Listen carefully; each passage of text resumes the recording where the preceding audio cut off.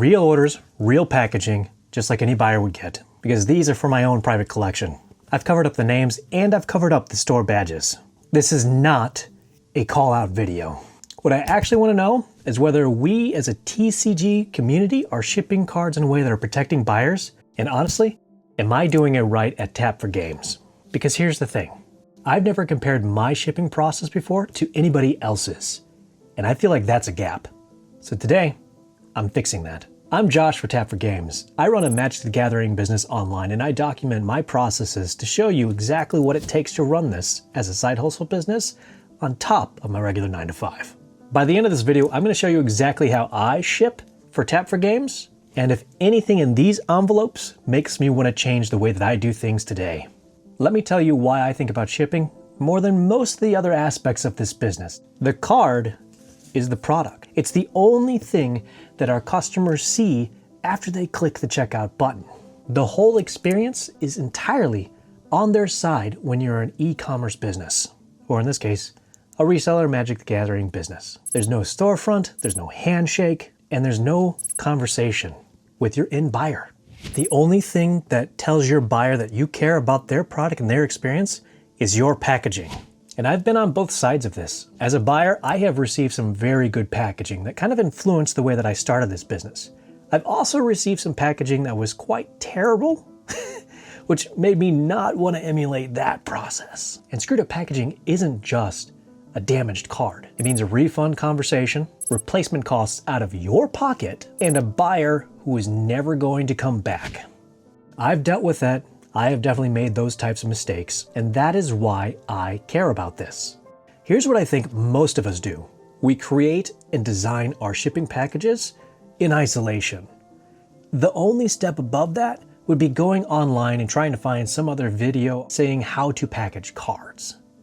However, I think once a lot of this stuff starts to get solidified and codified in our minds, we just kind of do it and don't continue to analyze and redevelop our processes. So that's really what this is all about, an experimentation and a review of what other people are doing, real sellers, against what I do today in order to better myself as a shipper.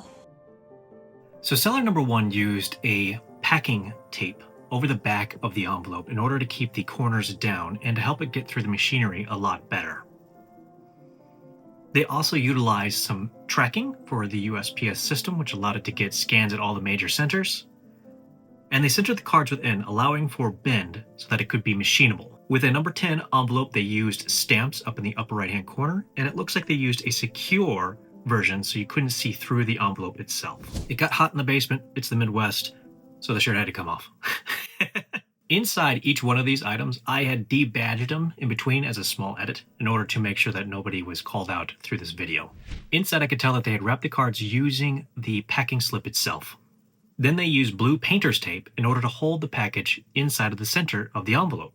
I do see painter's tape quite often because it is a cheap and very good way to hold packages in place. I personally don't like it, but it definitely works. They're also using a cardboard saver, which happens to be the exact same one that I use today. Painter's tape was also used to hold the package together, and it looks like they're using penny sleeves and they're sticking up to 4 cards within them in order to hold everything together nice and tight and protect it. Outside of the painter's tape, I feel like this was a very good baseline for me as I'm looking through these envelopes. It arrived in good condition, cards weren't flying all over the place, and everything was intentional from what I could tell.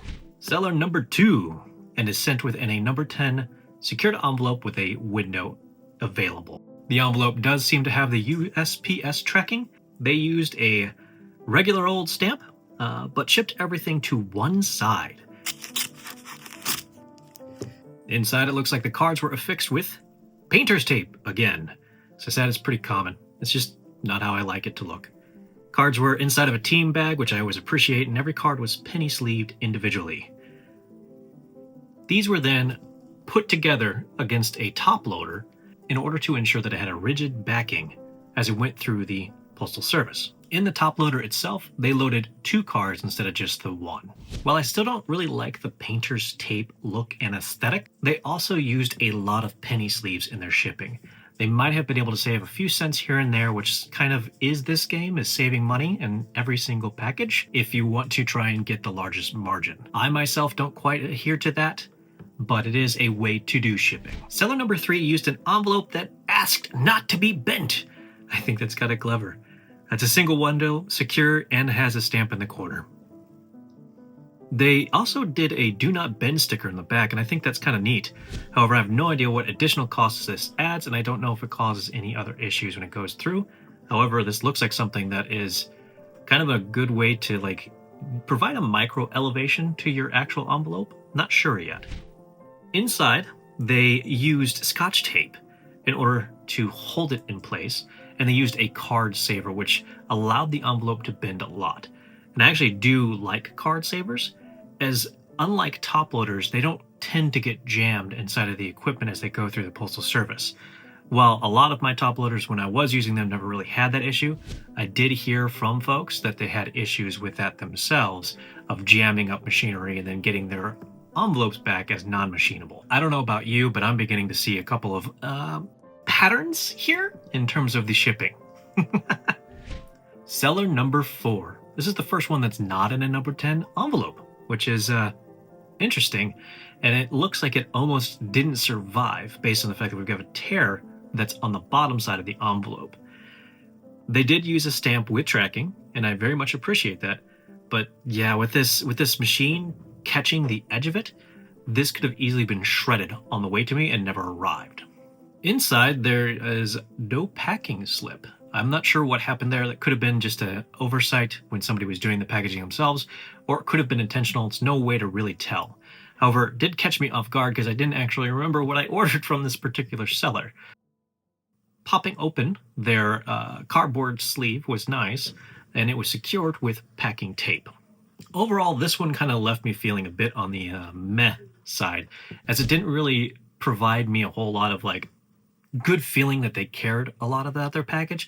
And again, maybe that's just me overinterpreting based on the fact that there was no pack slip and the fact that they sent it in an envelope that could easily be ripped apart when shipping anything that is a little bit rigid through the machines at the post office. Last but not least, seller number 5. This one felt the most interesting to me right out of the gate. It was bendable, but it felt more rigid than I had anticipated, and it didn't feel like it was cardboard savers inside, or even, for that matter, top loaders or card savers. For me, this one actually felt like it was going to be a little bit special, as I was going to probably see something that I hadn't seen before. So they used stamps and tracking on this one, and they also are using a number 10 envelope. Inside, we had a bit of a shock here.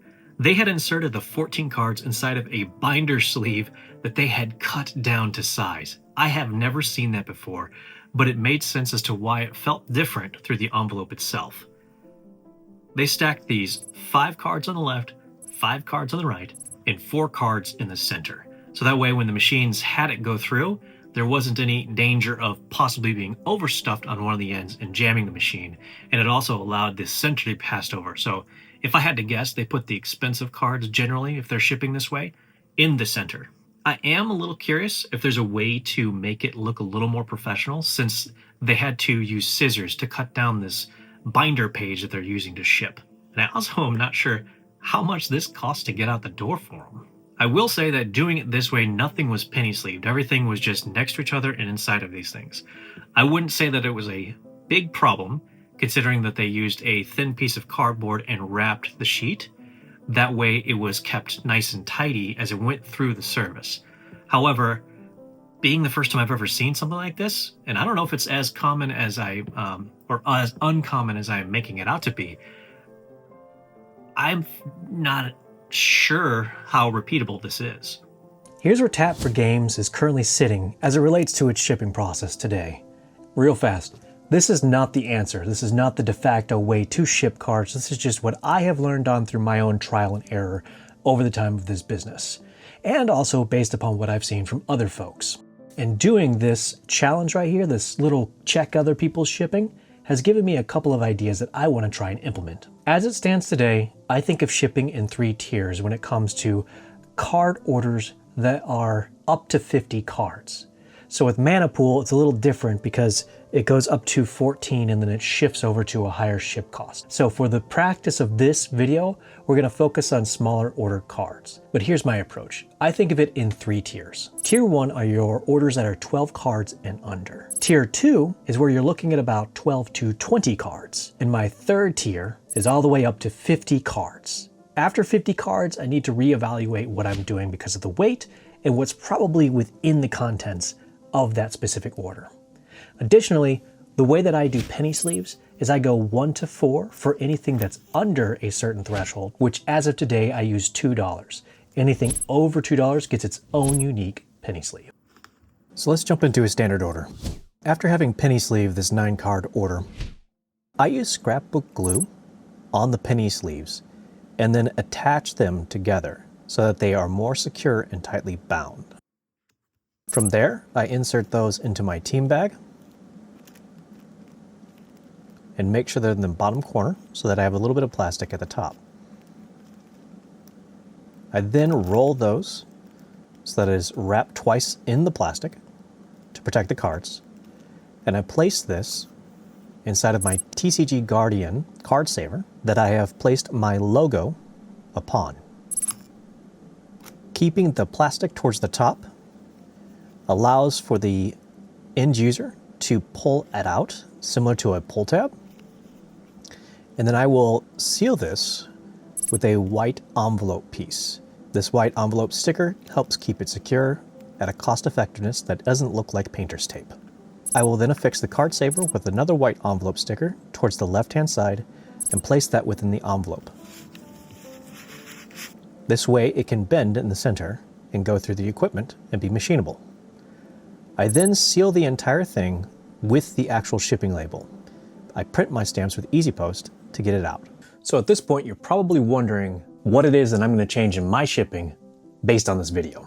Will I shift to the number 10 envelopes? Will I start buying custom envelopes that say do not bend? Or stickers that say don't bend? Or will I use painter's tape to cut down on my costs? Honestly, the biggest takeaway that I got out of this entire thing is that my shipping is likely too expensive.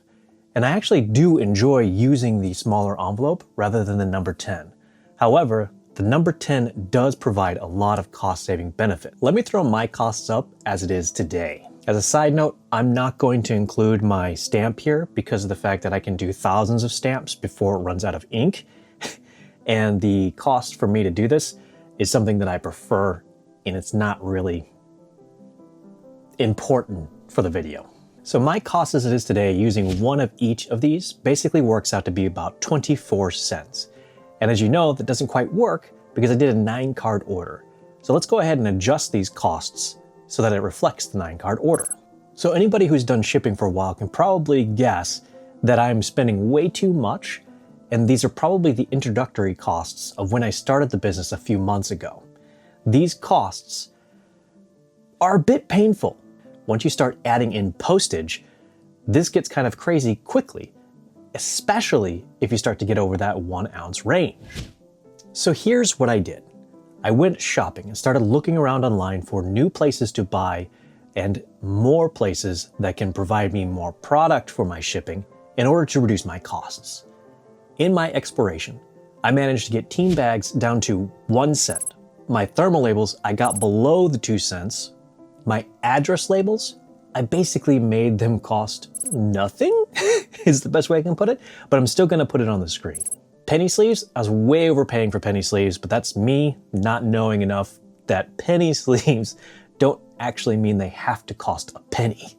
And through my exploration, I could not pull the trigger on my Guardians to get their costs lower because they wanted around $666, a weird figure, I know, in order to get about 9,000 units to get my costs down about 3 cents.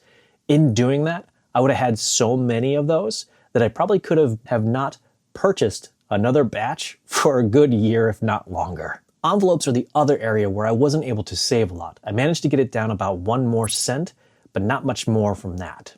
So let's go ahead and reevaluate with that 9-card order what it would have been. With that 9-card order, I would have only spent 22 cents instead of the 30 cents. That's actually quite a lot when you're looking at pennies. And the fact that I'm not changing or sacrificing what I do like about my packaging is a huge win for me. The title of this video should be I lowered my shipping fee 27% and I could save you money too. Oh, do I? No, I can't. If you ship cards like I do and you think that my packaging is overkill, or if I'm missing anything, tell me. Drop it in the comments below. The goal here isn't to have a final answer. It's to keep tightening that system every single batch. That's what I'm working towards at Tap for Games. This way, when I go to write my SOP or standard operating procedure to train someone else on how to do my shipping, it's not a habit that lives in my head. It's a documented system that's repeatable. And hopefully this video also gave you something to think about as well. If you are a seller like me, and you think that this video was helpful to you, please give it a like. It helps it get out in front of more people like us. And if you want to keep exploring and tightening your systems with me, subscribe. That's what this channel is all about. I'll see you in the next one.